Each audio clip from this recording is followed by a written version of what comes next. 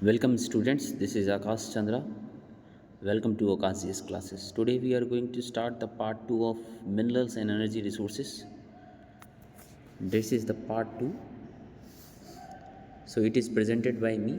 This is Akash, Army School and Army Technician exam qualified. So let's move to the second part of this sections, non-ferrous minerals.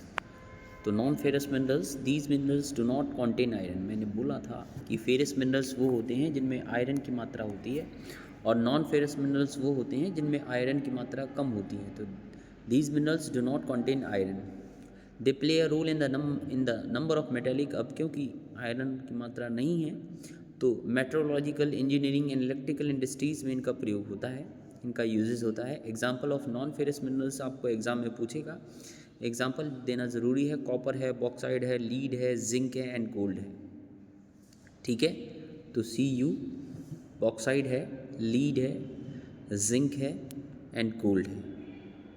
Next है copper. अब एक एक करके discussion कर लेते हैं हर एक टॉपिक का. Copper, it is a malleable, ductile and a good conductor. आपको पता है जो कॉपर होता है कैसा होता है भाई, टेम्परेचर पर ये क्या होता है, पिघल जाता है. ठीक है, और क्या होता है, गुड कंडक्टर है, मतलब इससे विद्युत प्रभावित हो सकती है, बिजली एक जगह से दूसरी जगह जा सकती है ना. इलेक्ट्रिसिटी क्या कर सकती है भाई, एक जगह से दूसरी जगह ट्रैवल कर सकती है. That is why it is a good conductor. आपने देखा भी होगा जो डोमेस्टिक यूज़ों में घरेलू तार प्रयोग किए जाते हैं उनमें हम कॉपर वायर का ही प्रयोग करते हैं. So it is a malleable, ductile and a good conductor. Therefore copper is mainly used in electrical cables, है ना, electronics and chemical industries. That's why you know that in the domestic electric lines we use the electric cables of coppers. Electronics, in the electronic equipments we use the copper wire, and chemical industries, and also in the chemical industries. द बाला. अब पूछेगा यहाँ पे exam में पूछेगा भाई mines जो पूछता है कि भाई कॉपर की माइंस कहाँ कहाँ पे हैं, तो ये आपको याद करना है. माइंस मध्य प्रदेश में है, खेतरी हैं, राजस्थान में खेतरी माइंस है ना, ये याद करना. भाई बालाघाट अगर तुमसे पूछ लिया बालाघाट माइल कहाँ पे है, बता दीजिएगा. मध्य प्रदेश में बालाघाट माइल्स हैं. एंड खेतरी जो माइंस हैं वो राजस्थान में हैं. सिंहभूम डिस्ट्रिक्ट नाम से ही पता चल रहा है झारखंड में है. और लीडिंग प्रोड्यूसर्स ऑफ कॉपर्स के ये लीडिंग कुछ प्रोड्यूसर्स हैं. नेक्स्ट है भैया बॉक्साइड. ठीक है, पता ही है बॉक्साइड से स्टील बनाई हुई आ जाती है. एल्युमिनियम जो होती है, सॉरी, एल्युमिनियम का एक और होता है बॉक्साइड. बिना बॉक्साइड के एल्युमिनियम हम नहीं प्राप्त कर सकते. It is a clay like substance होता है. जब हम इसको पृथ्वी से निकालते हैं मिट्टी की तरह रॉ मटेरियल के फॉर्म में, तो क्ले की तरह होता है. From which alumina and later aluminium is obtained. बाद में इससे एल्यूमिना और फिर उसके बाद जब हम इसको संशोधन करते हैं, रिफाइन करते हैं, तो एल्यूमिनियम हमें इससे प्राप्त होता है. एल्युमिनियम आप जानते हैं कितना इंपॉर्टेंट मेटल है, because it combines the strength, क्योंकि ये एक स्ट्रेंथ मेटल है ना. इसको आयरन के साथ मिलाकर इसकी ऊर्जा, इसकी जो स्ट्रेंथ है, शक्ति है, वह और बढ़ जाती है विद एक्सट्रीम लाइटनेस. और ये हल्का भी है, तो इसीलिए ये सबसे ज़्यादा इंपॉर्टेंट सब्सटेंस है, एलिमेंट है. And also with good conductivity भी होती है, इसलिए हम इसको भी हम प्रयोग करते हैं इलेक्ट्रिसिटी में. आगे है इन इंडिया, और ये जल्दी मेलेबल नहीं होता है ना, जल्दी पिघलता नहीं है. In India mainly found in the Amarkantak प्लेटू. ये है मुख्यतः अमरकंटक के जो पठार हैं वहाँ पाया जाता है, मध्य प्रदेश की तरफ. महकाल हिल्स हैं, प्लेटू रीजन ऑफ बिलासपुर की तरफ ये पाया जाता है. ये एग्जाम में पूछेगा कहाँ कहाँ पाया जाता है. Non metallic minerals, these. अब आते हैं नॉन मेटेलिक मिनरल्स. ठीक है, जिनमें मेटल की मात्रा नहीं होती है, धातु की मात्रा जिनमें नहीं होती है. आध्यात्मिक तत्व बोलें तो भी सही होगा. तो आध्यात्मिक तत्व नॉन मेटेलिक मिनरल्स की बात करें तो सबसे पहला होता है माइका. ठीक है, it is a minerals made up of a series of plates और लीव्स. एकदम पतले पतले एक सीड्स के रूप में इसको हम बनाते हैं, जैसे पत्ते होते हैं, ऐसी पतली पतली सीड्स के रूप में इसको हम प्राप्त करते हैं. It can B clear, black, green. इसका कलर नहीं पूछेंगे एग्जाम में, ना ही कभी पूछा जाता है कि भाई किस कलर का होता है ये. Mica is one of the most indispensable minerals है, जिसको कभी भी डिस्पेंस नहीं किया जा सकता हो. ठीक है, इंडिस्पेंसिबल वो चीज़ होती है जिसको हम कभी भी डिस्पेंसिबल नहीं कर सकते हैं. ठीक है, जिसको सड़ा गला नहीं सकते हैं। Used in the electric and the electronic industries में इसका सबसे ज़्यादा प्रयोग होता है, इलेक्ट्रिक और इलेक्ट्रॉनिक्स इंडस्ट्रीज़ में, due to its excellent dielectric strength है ना, ये बिजली को क्या करता है, अवरुद्ध करता है, रोकता है। लो पावर लॉस फैक्टर्स है, इंसुलेटिंग प्रॉपर्टीज़ हैं and resistance to high voltage. अब आप जैसा जानते हो जो रेजिस्टेंस होता है वह विद्युत को अवरोध करता है ना, विद्युत को रोकता है, ये रेजिस्टेंस की एक मुख्य भूमिका होती है, ठीक है, इसीलिए। नेक्स्ट है आपका इंसुलेटर, आपने सुना होगा इंसुलेटर, और वो तो ये इंसुलेटिंग प्रॉपर्टीज़ इसमें पाई जाती हैं, इसलिए तो ये रेजिस्टेंस का काम करता है। Leading producers are northern edge of the Chota Nagpur का जो पठार है यहाँ पे सबसे ज़्यादा माइका मिलता है। कोडेमा गया आप जानते हो बिहार में, हज़ारीबाग बेल्ट ऑफ झारखंड की हज़ारीबाग बेल्ट की तरफ इसके सबसे ज़्यादा खान पाई जाती हैं। Also produce in Ajmer, Rajasthan, Nellore, mica and Andhra Pradesh. ये सब आपको याद करना है, ठीक है स्टूडेंट्स, कहाँ कहाँ पे इसकी खानें पाई जाती हैं। नेक्स्ट है लाइमस्टोन, ठीक है। तो limestone is found association with rocks. भाई आपको पता है कैसा पत्थर होता है, वही कैल्शियम से बना होता है ये लाइमस्टोन, आपने देखा भी होगा। कैल्शियम कार्बोनेट का एक ग्रुप होता है CaCO3 का, और कैल्शियम एंड मैग्नीशियम कार्बोनेट का भी ग्रुप होता है। It is the basic raw material for the cement industry. मतलब सीमेंट बनाने के लिए ये मुख्यतः ये कच्चे माल के रूप में प्रयोग किया जाता है, क्योंकि सीमेंट में जो इसका चिपचिपापन होता है वो इसी के कारण होता है, लाइमस्टोन के कारण। एंड एजेंसियर फॉर स्मेल्टिंग आयरन और इन द ब्लास्ट फर्नेस। जब ब्लास्ट किया जाता है तो उस टाइम पे जो स्मेल देता है, स्मेल्टिंग जो स्मेल सी आती है वो इसी में से आती है, लाइमस्टोन में से। कंजर्वेशन ऑफ अब यहाँ पे ख़त्म हुई। अब एक पॉइंट आता है कि भाई मिनरल्स को हम प्रयोग किए जा रहे हैं दिन ब दिन, बट एक ऐसा टाइम आएगा कि अंततः वो ख़त्म हो जाएंगे, क्योंकि ये सारे के सारे भाई इनको बनने में टाइम लगता है ना। ऐसा नहीं है कि ये रिन्यूएबल रिसोर्सेज होंगे, ये नॉन रिन्यूएबल रिसोर्सेज हैं, है ना, जो एक बार ख़त्म तो ख़त्म, जैसे फॉसिल फ्यूल होता है ना, ये नॉन रिन्यूएबल रिसोर्सेज हैं जो भाई इन्हें बनने में हज़ारों करोड़ों वर्ष लगते हैं फॉसिल फ्यूल्स को। इसी तरह से जो मिनरल्स हैं भाई इनको हमें कंजर्व करना बहुत ज़रूरी है ना, इनका संरक्षण करना बहुत ज़रूरी है।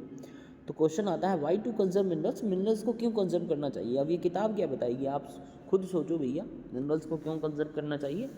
अगर हम सोचें तो ये बोलेंगे कि भैया फॉर द फ्यूचर जनरेशन के लिए भी तो हमें कुछ बचा के रखना है। अगर हम सारा का सारा उपभोग हम ही लोग कर लेंगे तो फ्यूचर जो आने वाली पीढ़ी है उसके लिए हम क्या छोड़ेंगे। तो that's why we have to be conserve the minerals, सीधा आंसर है इसका, और कुछ नहीं है।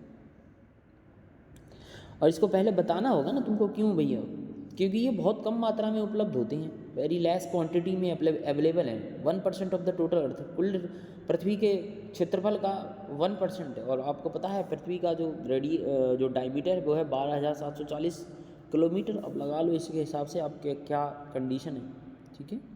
तो बड़े सावधानी से इसका इस्तेमाल करना चाहिए। Mineral deposits are present in very less in the world 1% of the earth crust. Total crust means आप जानते हो जो सबसे ऊपरी परत होती है पृथ्वी की उसको क्रस्ट कहते हैं ना। द सबसे outermost layer of the earth is called crust and the second layer we called mantle and the third layer we call core. Okay, ये सब पढ़ा रखा है आपको ज्योग्राफी में। The geological process of mineral formation are slow. मैंने जैसे बताया हज़ारों करोड़ों वर्ष लग जाते हैं। तो जो जियोलॉजिकल प्रोसेस है ये बड़ा ही स्लो है। वाइल द कंजप्शन जो रेट है, उपभोग की जो दर है वो बहुत ज़्यादा है। फॉर्मेशन की रेट कम है और कंजप्शन की रेट बहुत ज़्यादा है, ठीक है। तो उससे क्या होगा भाई, ये फ्यूचर के लिए कुछ बचा ही नहीं रहेगा। That's why it is a non renewable resources. So we have to be conserve minerals so that it is available for the future generation. Final answer आपको इतना दे के निकल जाना है बस एग्जामिनर को, और कुछ नहीं करना है। हाउ टू कंजर्व मिनरल्स, कैसे मिनरल को कंजर्व कर सकते हैं भाई, एक जॉइंट प्रोग्राम चला सकते हैं। आप इसको ऐसे भी लिख सकते हो, लोगों को अवेयर कर सकते हैं अबाउट द रिसोर्सेज कि भाई ये नॉन रिन्यूएबल रिसोर्सेज हैं, इन फ्यूचर ये ख़त्म हो जाएंगे। तो a joint effort has to be made in order to use our mineral resources in a plan and a sustainable manner, ठीक है।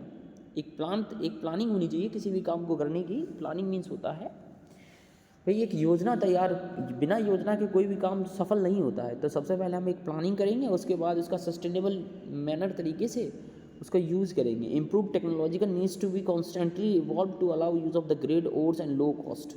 फिर टेक्नोलॉजिकल बिना टेक्नोलॉजी के तो ये संभव है ही नहीं। तो ऐसी टेक्नोलॉजी का इजाद करेंगे हम जिससे कि कम से कम हम इनका प्रयोग कर सकें।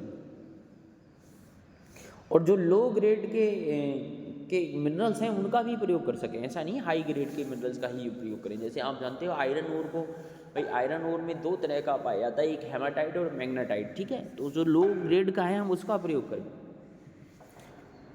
रिसाइकिल लो ग्रेड को कम प्रयोग करते हैं लोग कि भाई लो ग्रेड से हमें कम एनर्जी मिलेंगी, लेकिन हमें प्रयोग तो करना ही पड़ेगा in future. Recycling of metals using scrap metals and other substitutes, ये वाला काम बड़ा इंपॉर्टेंट है, रिसाइकलिंग करना। जो हमारा देश अभी काफ़ी पीछे है रिसाइकलिंग के मामले में। जो स्क्रैप होते हैं, जो कूड़ा करकट होता है, electronic wastage etcetera, mineral wastage, इनका हमें प्रयोग करके इनका दूसरा सब्स्टिट्यूट्स हमें ढूंढना पड़ेगा कि इनको और हम कहाँ प्रयोग कर सकते हैं। Let's move to the next topic, energy resources. ये काफ़ी इजी टॉपिक है, एनर्जी रिसोर्सेज। आप जानते हो ऊर्जा के संसाधन, इसको क्या पढ़ोगे, ऊर्जा के संसाधन, ठीक है। ऊर्जा के संसाधन क्या होते हैं, 2 तरह के होते हैं, ठीक है। और कन्वेंशनल और नॉन कन्वेंशनल, परंपरागत और गैर परंपरागत होते हैं ऊर्जा के साधन, ठीक है। भाई परंपरागत साधन में तो सभी जानते हैं, और गैर परंपरागत साधन में भैया सोलर एनर्जी होती है, विंड होती है, टाइडल, जिनका हम प्रयोग नहीं कर रहे हैं भैया, उनका प्रयोग हमें करना चाहिए। तो एनर्जी किस लिए आवश्यकता होती है, एनर्जी की क्या आवश्यकता होती है। बिना एनर्जी के तो कोई भी वर्क किया ही नहीं जा सकता है।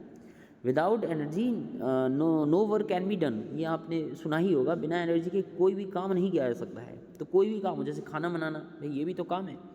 To provide the light and heat, ऊष्मा देना, हीट देना, ऊर्जा देना, टू व्हीकल चलाना, and to drive the machinery in industries, और इंडस्ट्रीज़ में मशीनरी चलाएं। It can be generated from fuel minerals like coal. अब भाई एनर्जी को हम कैसे प्राप्त कर सकते हैं, तुम कहोगे सर कोयला को जला के हम एनर्जी प्राप्त कर सकते हैं, पेट्रोलियम से एनर्जी प्राप्त कर सकते हैं, नेचुरल गैस से एनर्जी प्राप्त कर सकते हैं ना, ऊर्जा प्राप्त कर सकते हैं। यूरेनियम, ये जो होता है, ये यूरेनियम है, थोरियम है, प्लूटोनियम है, ये सब आपके क्या हैं, ये एटॉमिक सब्सटेंस हैं, है ना। इनसे हमें ऊर्जा तो मिलती है, साथ में साथ हम ऊर्जा को बहुत सारी साइंटिफिक चीज़ों में भी प्रयोग कर सकते हैं, ठीक है। तो ये था इजी टॉपिक है। Energy resources can be classified as conventional sources and non conventional sources. Conventional source में हम लोग लकड़ी का प्रयोग करते हैं, है ना, काऊ डंग का प्रयोग करते हैं, ठीक है, कोयला का, पेट्रोल का, नेचुरल गैस का, प्राकृतिक गैस का प्रयोग करते हैं और बिजली का प्रयोग करते हैं। नॉन कन्वेंशनल रिसोर्सेज में, गैर परंपरागत साधन में जो हम प्रयोग नहीं कर रहे हैं स्टूडेंट्स, तो जिस ऊर्जा का भारत में सबसे कम प्रयोग किया जा रहा है वो है सोलर एनर्जी। क्या है, सोलर, टाइडल, आपको पता होगा, ज्वार भाटा, समुद्र का पानी, समुद्र के पानी का ऊपर उठना ज्वार कहलाता है और नीचे गिरना भाटा कहलाता है, wave and tide. Geothermal energy का प्रयोग हम नहीं कर रहे हैं, जो पृथ्वी के अंदर से जो ऊर्जा निकलती है। बायोगैस का प्रयोग हम नहीं कर रहे हैं, है ना, जो बायोगैस जैसे मीथेन गैस है ना, मीथेन गैस का प्रयोग हम लोग कहाँ बना पा रहे हैं। मीथेन गैस जबकि पशुपालन इतना होता है। एटॉमिक एनर्जी का प्रयोग हम लोग नहीं कर रहे हैं, ठीक है स्टूडेंट्स। तो कुछ तो सोचना होगा हमें, ठीक है, अपने देश के लिए। ये होता है देश की बातें सोचने का। ये नहीं है कि आप देश के लिए उल्टी सीधी भाई इधर उधर भाषण स्पीच दे रहे हो, उससे काम नहीं चलेगा। कुछ तो करना पड़ेगा, नहीं तो दुनिया तो ख़त्म होने वाली है भैया, क्योंकि 2050 तक टेम्परेचर बढ़ेगा। तो thank you for joining me, this is Akash Chandra.